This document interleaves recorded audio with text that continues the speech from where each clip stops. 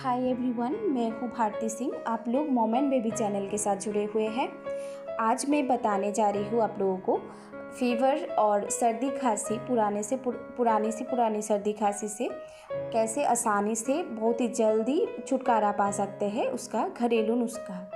तो ये घरेलू नुस्खा बनाने के लिए मैं यहाँ ले रही हूँ सिर्फ टू इंग्रेडिएंट्स मैं यहाँ यूज़ कर रही हूँ। यहाँ मैं ली हूँ अदरक, 1 चम्मच अदरक का रस हमको चाहिए ये नुस्खा बनाने के लिए, इसलिए जितना अदरक चाहिए उतना आप लोग ले लीजिए और एक कद्दूकस करने वाले मशीन से आप लोग कद्दूकस कर लीजिए।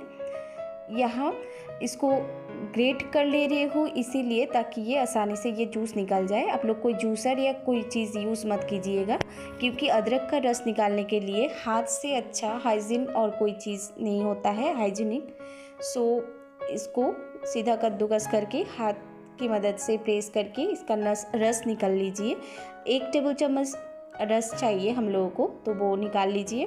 फिर इसमें मैं मिलाऊंगी अनार का जूस, और ये जो बनके तैयार होगा ये आपका बहुत ही ज़्यादा असरदार होगा आपके बुखार में। जो बुखार आप लोगों का कोई दवाई से नहीं छूट रहा है, वायरल फीवर हो चाहे वो सीजनल फीवर हो, जो कभी नहीं छूटने वाला है, वो छूट जाता है बहुत ही आसानी से।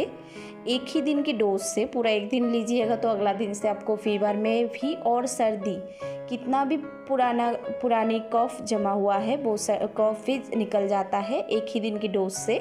ये मैं बाकी यूट्यूबर्स की तरह आप लोगों को ऐसे ही नहीं दिखा रही हूँ, ये बहुत ही असरदार नुस्खा है।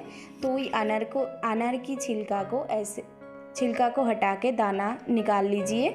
निकाल के अब मैं एक कपड़े की मदद से इसका रस निकाल लूँगी, और ये मलमल की कपड़ा है, आप लोग कोई भी कॉटन की कपड़ा यूज़ कर सकते हैं। साफ़ कपड़ा होना चाहिए, हाथ अच्छे से साफ़ करके दाना निकाल के निचोड़ के आप लोग इसका रस निकाल लीजिएगा।